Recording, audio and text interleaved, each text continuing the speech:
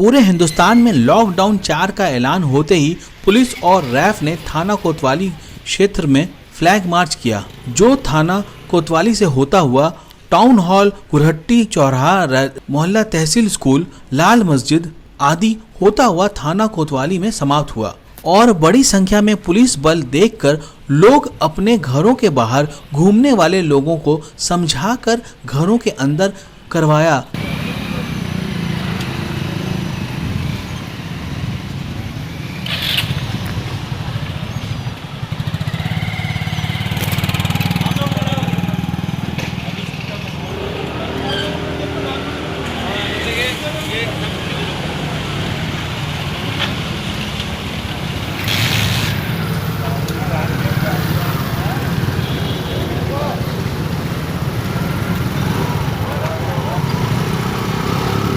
साथ ही लोगों से अपील करते हुए कहा गया कि अगर कोई लॉकडाउन का उल्लंघन करता है तो उसके खिलाफ कड़ी कार्रवाई की जाएगी और साथ मौजूद रहे सिविल डिफेंस के कार्यकर्ता।